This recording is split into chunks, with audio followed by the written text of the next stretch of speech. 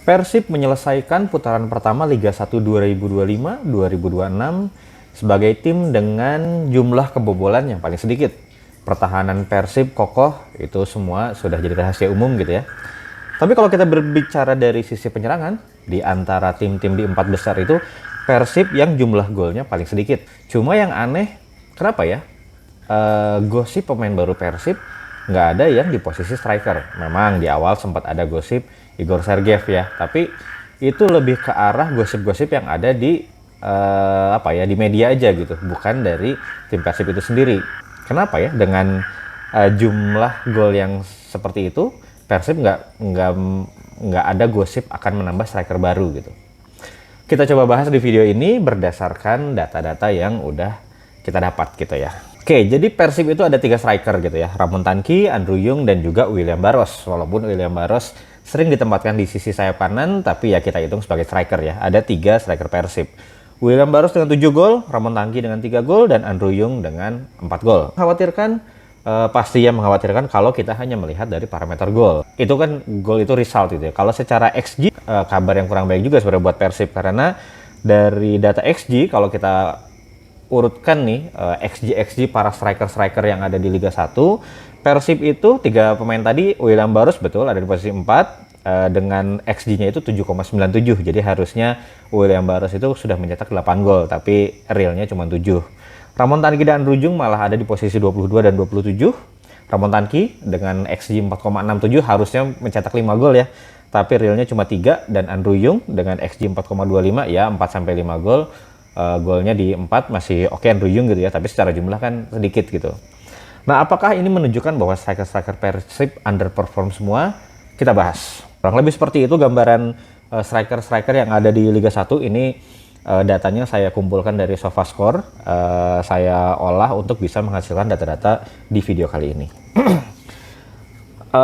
Sebenarnya kenapa Bojan tidak khawatir? Karena ternyata walaupun jumlah golnya Persib itu 27 ya, cuma 27 ada di peringkat keempat, tapi secara XG tim gitu ya, Persib itu peringkat pertama nih di Liga 1. Jadi sebenarnya secara penyerangan, Persib itu terbaik performa penyerangan gitu ya. Walaupun memang ketika dibandingkan XG dengan goal skornya gitu ya, minus 5,15 daripada XG. Apakah itu menunjukkan strikernya Persib itu jelek gitu ya dalam mengkonversi peluang? Kita bisa bahas di belakang. Tapi yang jelas yang pertama nih yang paling kelihatan kenapa XG dan goal skornya Persib itu agak jomplang gitu ya. Karena jangan lupa Persib itu tim yang gagal 4 penalti gitu. Kalau 4 penalti itu masuk, golnya Persib 31. Nggak terlalu jauh juga dari XG dan nggak terlalu jauh juga dari 3 tim yang lain di 4 besar. Sebenarnya secara performa Persib itu tidak terlalu mengkhawatirkan dari sisi penyerangan, bahkan terbaik gitu ya. Makanya dan kalau kita lihat lebih lanjut gitu ya, memang Persib itu bukan tim yang mengandalkan 1 atau 2 pemain dalam melakukan serangan. Jadi serangannya itu nggak selalu berpusat ke eksekusinya itu ke 1 atau 2 orang. Seperti kita ketahui ya dari analisis-analisis yang sebelumnya, Persib itu banyak bermain dengan rotasi posisi yang cair. Persib banyak melakukan rotasi posisi sehingga itu juga berdampak terhadap serangan Persib itu, eksekusi akhirnya itu bisa siapa aja gitu. Itu juga kelihatan nih dari tabel ini bagaimana pengaruh gol dari 3 pemain tadi, dari striker-striker Persib itu hanya 52%. Kalau di-rankingkan nih dari semua tim yang berlaga di Liga 1, Persib itu di peringkat 11. Bisa kita bandingkan sama tim-tim yang di atas tadi ya. Borneo FC itu yang pengaruh gol dari strikernya itu 68%, cukup besar. Persija 63%, Malut United 58%. Jadi sedangkan Persib cuma 52%. Itu juga udah menunjukkan nih bahwa sebenarnya Persib itu nggak terlalu bergantung banget sama striker gitu. Siapa aja bisa nih dalam mencetak gol untuk Persib gitu. Nah, tapi kita bahas satu-satu ya 3 striker yang tadi. Yang pertama William Barros. William Barros itu di antara 2 penyerang yang lain gitu ya, di antara Andrew Yung dan Ramon Tanki, yang di awal-awal liga ngegas duluan nih dari sisi jumlah gol gitu ya. Di awal-awal liga itu dia masih banyak melakukan shoot on target gitu ya. Dan itu juga berdampak terhadap adanya gol-gol dari William Barros. Nah, di pertandingan terakhir nih, beberapa pertandingan terakhir, apalagi di 3 pertandingan terakhir kelihatan tuh William Barros mulai tidak menciptakan shot on target. Nah, tapi itu juga bukan karena William Barrosnya jelek, tapi memang secara peran William Barros lebih difungsikan sebagai pemain yang membantu pertahanan. Kelihatan nih dari defensive contributions-nya. Hal itu menjadi wajar karena entah kenapa ya, lawan-lawan yang melawan Persib itu banyak menyerang melalui sisi kanan. Saya nggak tahu nih analisa dari setiap timnya apa. Apakah karena mereka menganggap sisi lemahnya Persib itu di sisi kanan, di sisinya Kakang Rudianto. Jadi banyak diserangnya di situ. Contohnya pertandingan mana? Pertandingan yang saya ingat gitu ya. Yang pertama adalah ketika lawan Bali United. Bali United itu sebelum lawan Persib, Timon Hoppelnya itu pemain utamanya Bali ya, itu banyak menyerang di posisi kanan, artinya sisi kiri lawan gitu ya. Tapi ketika lawan Persib, Timon Hoppelnya digeser ke kiri. Itu pun ke kirinya itu bukan sebagai penyerang sayap kiri, tapi back kiri. Jadi penyerang sayap kirinya ada lagi tuh, Johnny Bruin kalau nggak salah ya. Jadi mereka mau overload sisi kanan pertahanan Persib. Dugaan saya sih mengincar posisinya Kakang gitu ya. Pertandingan lain ketika melawan Dewa, sama Dewa juga banyak memasang pemain dengan karakter menyerang di sisi kiri. Waktu itu ada Marukawa, ada Edo, ada Altabalah gitu. Ya seperti itu untuk William Barros. Kalau Ramon Tangki seperti apa? Ramon Tangki itu kelihatan juga dari data-data statistik ini di awal-awal kompetisi kesulitan untuk Ramon terutama dalam menciptakan shot on target. Shot saja agak susah gitu ya, apalagi shot on target gitu. Belakangan mulai ketemu nih ritmenya pertandingan melawan Persis. Yang pertama ya dia banyak menciptakan shots. Terus yang kedua itu pada saat melawan Borneo dan melawan Bayangkara, dia banyak mendapatkan shot maupun shot on target dan pecah telur lah di pertandingan melawan Borneo tersebut. Walaupun sangat disayangkan nih ketika mesin yang mulai panas, lawan Borneo cetak gol, lawan Bayangkara cetak gol, dia cedera. Jadi ya momentumnya malah jadi hilang gitu ya. Nah dari Ramon Tangki kan sering banyak dikritik karena kok dia nggak bisa mencetak gol. Nah itu terus tadi juga secara XG dia harusnya udah mencetak 5 gol, tapi realnya baru 3 gol gitu ya. Nah itu ada satu parameter lagi yang namanya XGOT, XG on target. Kalau XG itu menunjukkan kualitas peluang gitu ya, dari si peluang itu ditendang gitu ya. Kalau dari kotak penalti, XG-nya lebih tinggi daripada luar kotak penalti. Nah kalau XGOT itu adalah menilai kualitas eksekusi dari si pemain tersebut gitu. Jadi kalau si pemain tersebut dapat peluang di dalam kotak penalti, posisi free nih, nggak ada yang jaga, itu XG-nya pasti tinggi. Tapi kalau dieksekusinya nggak on target gitu, itu nilai XGOT-nya langsung 0. Jadi XGOT itu yang ada nilainya kalau tendangannya itu ke on target gitu. Jadi kalau on targetnya itu ke tengah, pasti nilai XGOT-nya rendah ketimbang eksekusinya itu ke pojok kanan atas. Nah, jadi menilai seperti itu. Nah, di sini kelihatan XG-nya Ramon itu 4,67. XGOT-nya itu lebih tinggi, walaupun sedikit ya, lebih tingginya ya, 4,84. Artinya apa?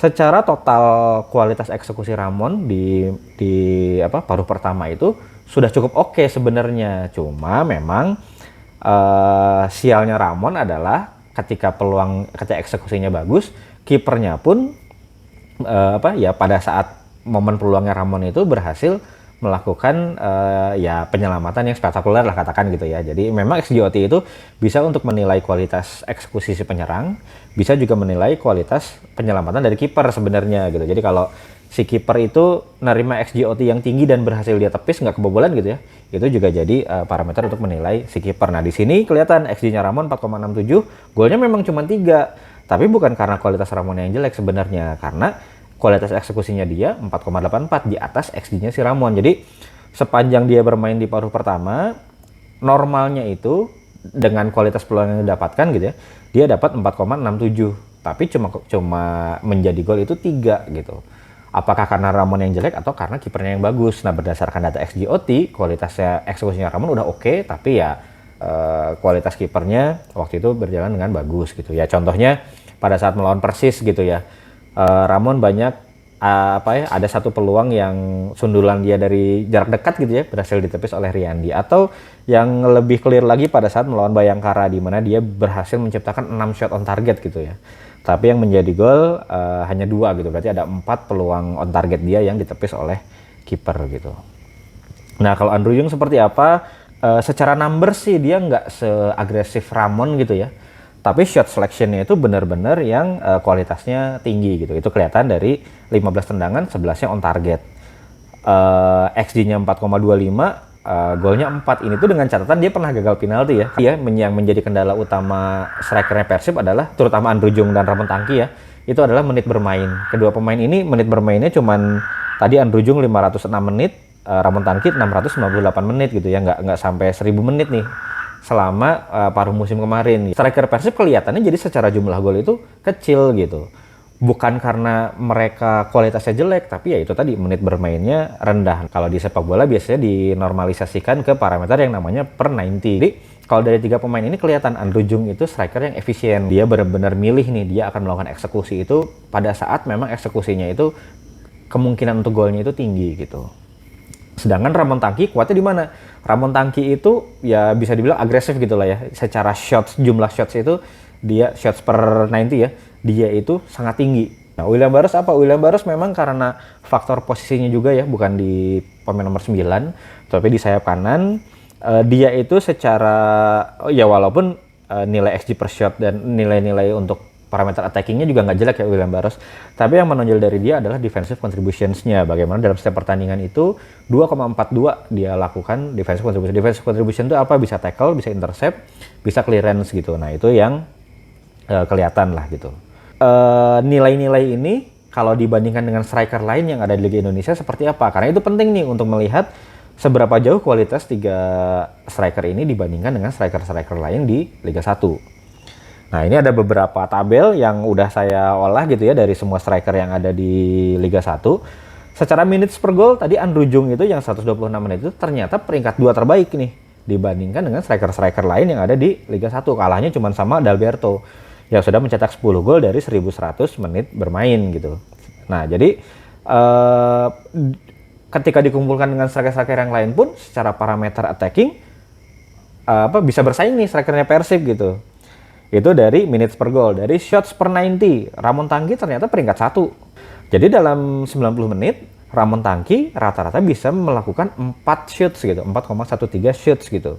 Sedangkan yang lainnya itu di bawah itu gitu. Yang bisa 4 shot per 90 itu cuma Ramon Tangki gitu. Bahkan seperti I Maxwell atau Peralta pun tidak sebanyak dari Ramon gitu ya. Terus dari sisi conversion ratio itu mengukur gol per shot. Jadi ini juga bisa mengukur efisiensi dari si striker itu. Nah, Andrew Jung lagi-lagi peringkat kedua, dia cuma kalah dari Bruno Moreira gitu. Nah, jadi ya itu tadi kelihatan memang Andrew Jung itu bukan tipe striker yang suka melakukan tendangan-tendangan spekulatif. Benar-benar dia hitung lah gitu ya sebelum melakukan tendangan. Parameter lain apa? Ada lagi yang namanya XG per shot. Nah, di sini kelihatan nih striker Persib lagi-lagi ternyata termasuk unggul dibanding striker yang lain. Ada Andrew Jung di peringkat 1 dan William Barros di peringkat ketiga gitu. Jadi 2 pemain ini, Andrew Jung dan William Barros, memang bukan tipe pemain yang suka itu tadi ya melakukan tendangan spekulatif. Walaupun bukan berarti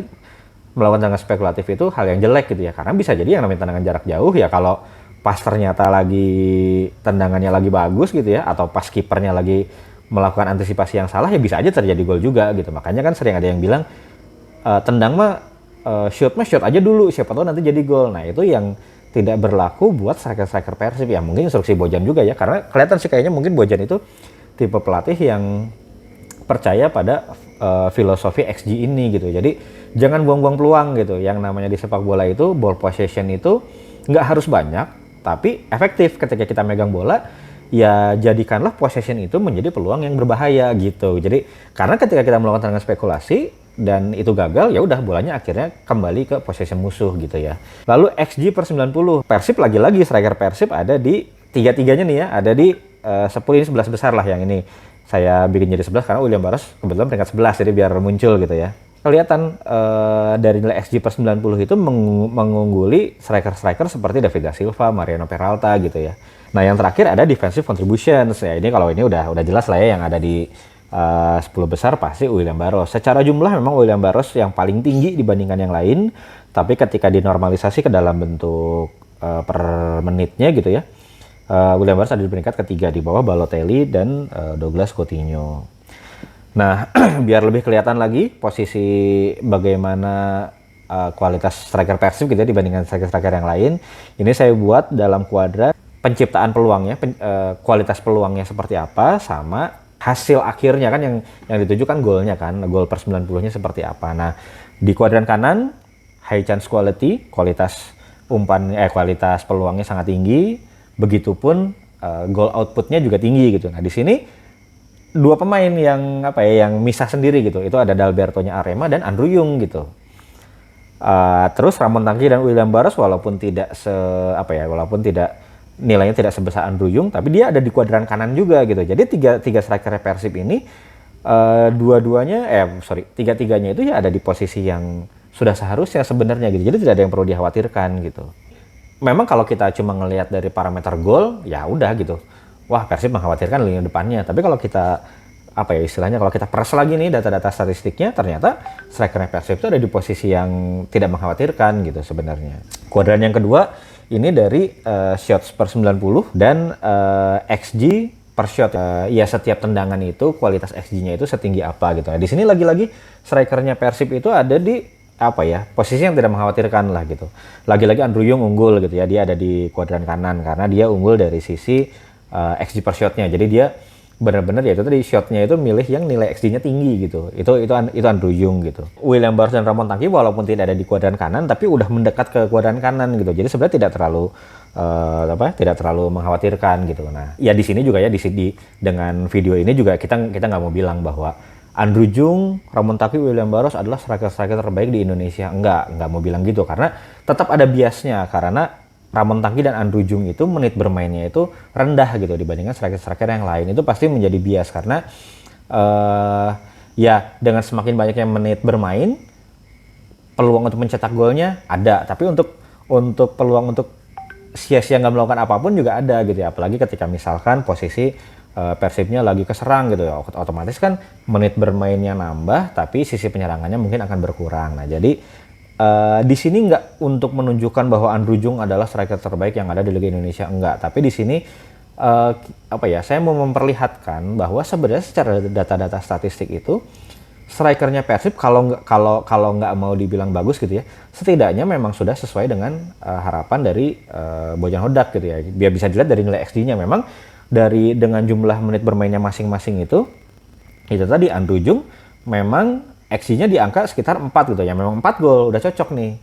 Ramon Tanki memang secara XG harusnya dia udah mencetak 4 sampai 5 gol. Tapi baru 3. Tapi dari nilai XG OT pun bisa kelihatan bahwa eksekusinya dia udah oke gitu. Cuman memang ya peluangnya ada beberapa yang berhasil di-save dengan spektakuler oleh kiper lawan gitu. Terus William Barros walaupun jumlah gol 7 tapi udah lama nih nggak ngegolin. Kenapa nih? Bukan karena William Barrosnya jelek, karena memang instruksinya Bojan lebih fokus ke bertahan, pada akhirnya defensive contributions-nya dia naik, attacking-nya dia kurang bagus gitu. Tapi buat Bojan nggak masalah karena memang dia meminta Barros untuk melakukan sesuatu dan Barros melakukan tugasnya itu gitu. Dan kalau ngomongin kenapa nih Bojan nggak nambah striker gitu ya, nggak mengganti striker lah gitu. Ya itu tadi mungkin buat Bojan striker itu bukan cuma orang yang mencetak gol gitu ya. Mencetak gol bisa dibagi bebannya ke tim lain, tapi dalam bertahan juga striker harus mau ikut turun gitu. Nah mungkin seperti itu. Jadi yang dilihat itu bukan cuma dari sebatas golnya doang, tapi mau nggak dia menjalankan sistem yang diinginkan oleh Bojan gitu. Nah itu, dan kalau seingat saya ya sebenarnya Bojan itu kayaknya nggak pernah komplain terhadap strikernya gitu. Bahkan banyak yang bilang pada saat melawan Leicester City Sailors ketika Bojan yang tumben-tumbennya nggak pernah marah gitu ya, dia marah sampai mengeluarkan statement bahwa beberapa pemain tidak akan bermain lagi untuk Persib Bandung. Itu pun saya yakin nggak mengarah ke Ramon, walaupun banyak teman-teman yang bilang bahwa itu tuh ditujukan untuk William Marcilio, Ramon dan Berginho gitu. Kalau menurut saya di pertandingan melawan Leicester City Sailors gitu ya, Ramon juga dapat peluang. Jadi dia udah menjalankan tugasnya sebenarnya. Perkara itu tidak menjadi gol, ya pada saat itu di save oleh kiper gitu. Jadi saya yakin sebenarnya maksud Bojan beberapa nggak akan main lagi sama Persib itu tuh cuma satu, William Marcilio doang, karena memang kelihatan lah kalau William Marcilio itu ya itu buat William Marcilio doang. Cuma mungkin kalau Bojan bilangnya ada satu pemain yang nggak akan main lagi, mungkin itu terlalu ekstrim gitu ya, terlalu menyudutkan si pemain gitu. Makanya akhirnya dia bilang beberapa. Pada akhirnya kan memang cuma William Marcilio doang kan yang tidak bermain untuk Persib. Pada saat itu saya mengiranya itu untuk William Marcilio dan untuk Sadil, tapi ternyata Sadil kan masih bermain. Berginho dan Ramon Tanki walaupun pada saat itu ya tidak terlihat mencolok, tapi menurut saya udah bermain sesuai dengan apa yang diinstruksikan gitu. Jadi sejauh ini saya nggak pernah melihat Bojan komplain akan lini depannya gitu ya. Terus pergosipan pemain juga kok kayaknya dari manajemen itu nggak ada yang mengarah ke striker baru gitu ya. Jadi itu mengindikasikan bahwa Bojan puas nih sama strikernya. Puas itu bukan cuma dari jumlah gol. Kalau kita cuma melihat parameter jumlah gol, logis kalau misalkan diragukan nih strikernya Persib gitu. Tapi itu tadi udah saya tunjukkan, kalau si data-data statistik itu kita peras lagi gitu ya, ternyata unggul kok strikernya Persib dibandingkan striker yang lain gitu ya. Walaupun tadi ya ada bias minutes played. Nah makanya tugas dari Andrew Jung, dari Ramon, bagaimana dia menjaga angka-angka statistik tadi untuk jumlah menit bermain yang lebih banyak. Otomatis kalau seperti itu yang diharapkan akhirnya adalah jumlah gol ya tetap, karena apapun itu namanya striker ujung-ujungnya akan dinilai berdasarkan jumlah gol. Nah itunya harus dijaga. Kalau secara XG-OT-nya itu bisa dijaga, otomatis jumlah golnya pun akan mengikuti. Sebagai bobotoh harus gimana nih kalau saya lihat, kalaupun nanti ternyata Persib ngambil pemain baru, striker asing baru gitu ya, ada yang diganti, saya yakin itu yang dipilih adalah yang kualitasnya lebih daripada Ramon, Andrew Jung, dan William Barros. Tapi kalaupun ternyata Persib tidak, dan kemungkinan sih enggak ya, karena Wahaji Umuhnya udah bilang pemain cuma satu, dan Kurzawa juga udah pasti masuk ke Persib gitu ya. Jadi kemungkinan nggak akan ada striker baru, itu pun menurut kita nggak usah khawatir, karena Ramon Tanki, William Barros, Andrew Jung bermain dengan baik, bukan katanya ya, data statistik menunjukkan itu. Jadi kita nggak usah khawatir. Sebagai bobotoh mah in Bojan we trust aja gitu ya. Kalau Bojan aja percaya sama Andrew Jung, Ramon Tanki, dan William Barros, ya kita juga harus percaya gitu. Bukan kepercayaan buta, karena memang secara data statistik pun menunjukkan seperti itu. Oke, itu video kali ini analisa striker Persib. Jadi menjawab kenapa sih Persib nggak nyari striker baru?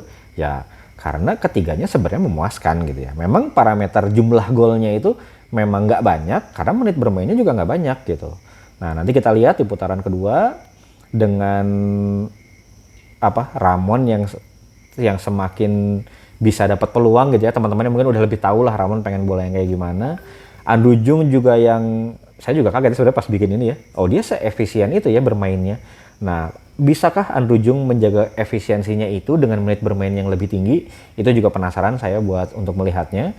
Dan William Barros nih, walaupun lagi-lagi mungkin dia akan lebih banyak bertahan, tapi tetap aja William Barros juga jumlah 7 gol itu bukan kebetulan gitu ya. Dia juga pasti akan tetap bisa menjadi senjatanya Persib, yaitu tadi rotasi posisi tadi, ketika Andrew Jungnya ke kanan, William Barrosnya bisa masuk ke tengah. Jadi saya masih cukup yakin 3 striker Persib ini cukup untuk Persib bisa bersaing baik itu di Liga 1 maupun ACL tuh. Kita lihat aja hasilnya seperti apa mulai dari pertandingan melawan PSBS besok. Terima kasih.